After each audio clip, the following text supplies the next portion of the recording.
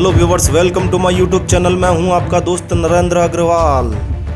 दोस्तों, हमारा देश भारत त्योहारों का देश, व्रत और पर्वों का देश माना जाता है।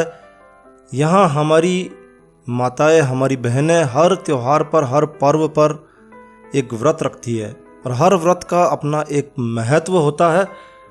तो आज इस वीडियो में हम बात करेंगे ऊपछठ के व्रत की।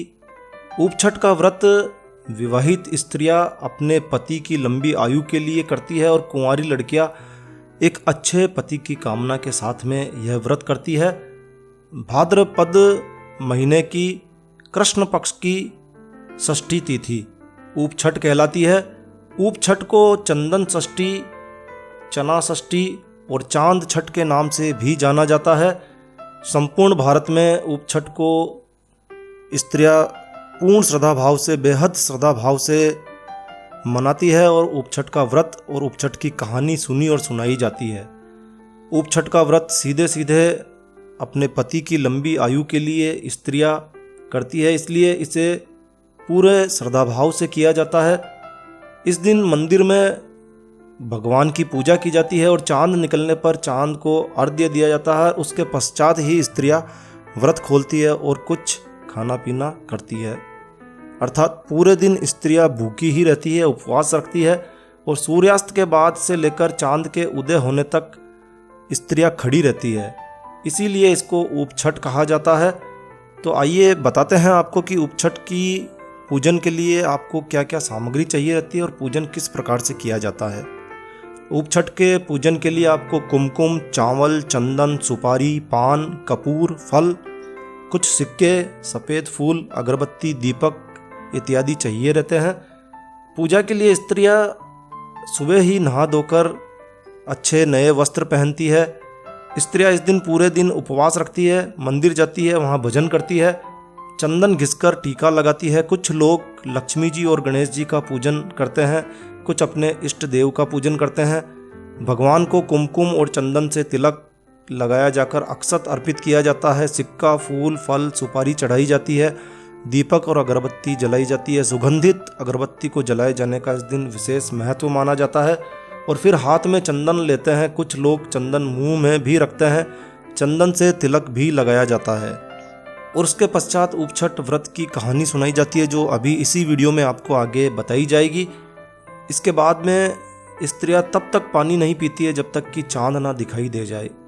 इसके अलावा स्त्रियां चांद दिखने तक बैठती भी नहीं है, खड़ी रहती है। चांद दिखने के बाद में चांद को अर्घ्य दिया जाता है। चांद को जल से छींटे देकर कुमकुम, चंदन, मूली, अक्षत चढ़ाए जाते हैं। कुछ भोग अर्पित किया जाता है।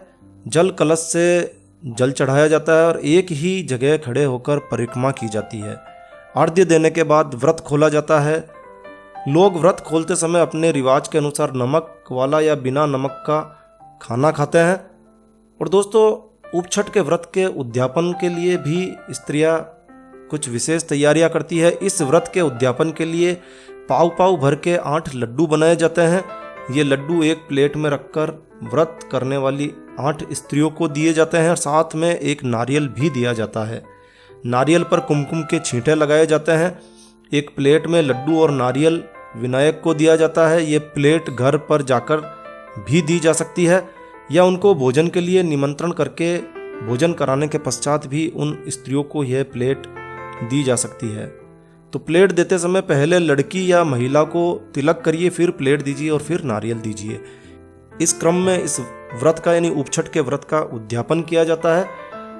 और आइए अब जानते हैं कि ऊपछठ के व्रत के दिन कौन सी कहानी सुनी और सुनाई जाती है।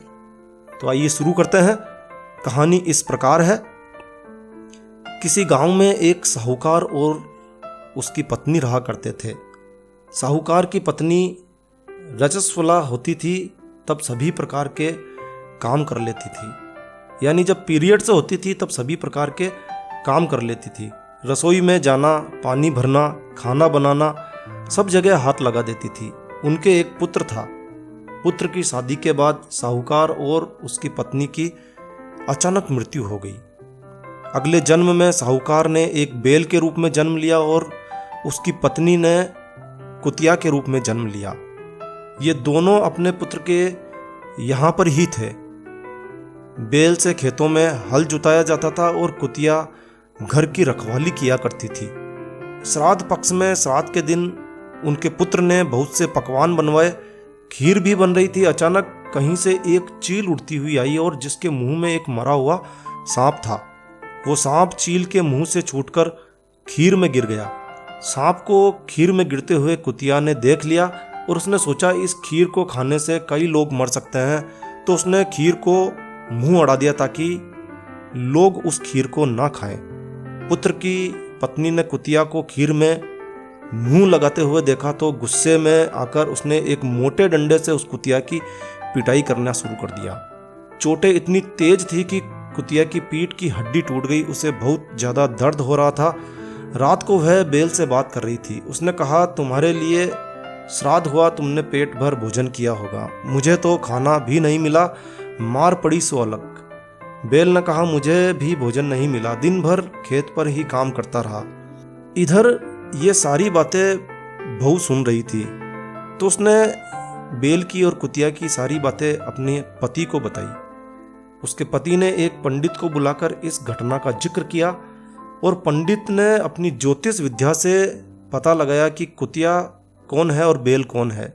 पंडित के अनुसार कुतिया उनकी माँ और बैल उनके पिता है। ये सारी जानकारी उन्होंने उनके पुत्र को दी और उनको ऐसी योनि मिलने का कारण माँ द्वारा रजस्वला होने पर भी सब जगह हाथ लगाना, खाना बनाना, पानी भरना यानी पीरियड में ये सब काम करना इसका कारण बताया गया। पुत्र को बड़ा दुख हुआ और माता पिता के उद्धार के लिए उसने पंडित जी से हाथ जोड़कर विनती की कि हे पंडित जी, मुझे कुछ ऐसा उपाय बताइए ताकि मेरे माता और पिता का उद्धार हो जाए। तब पंडित जी ने बताया कि यदि उसकी कुंवारी कन्या भाद्रपद कृष्ण पक्ष की षष्ठी यानी उपछठ का व्रत करे, शाम को नहाकर पूजा करे और उसके बाद बैठे नहीं, चांद निकलने पर अर्घ्य दे और अर्घ्य देने पर जो पानी गिरे वह बैल और कुतिया को छुए तो उनका मोक्ष हो जाएगा। और जैसा पंडित जी ने बताया, कन्या ने उपछठ का व्रत किया, पूजा की और चांद निकलने पर चांद को अर्घ्य दिया। अर्घ्य का पानी जमीन पर गिरकर बहते हुए बैल और कुतिया पर गिरे, ऐसी व्यवस्था पहले से ही कर दी गई और पानी उन पर गिरने से दोनों को मोक्ष प्राप्त हुआ और उन्हें इस योनि से छुटकारा मिल गया। तो हे उपछठ माता, जैसे इन बैल और कुतिया का उद्धार किया, ठीक वैसे ही हम सभी का उद्धार करना, कहानी कहने वाले और सुनने वाले का भी भला करना। बोलो छठ माता की जय।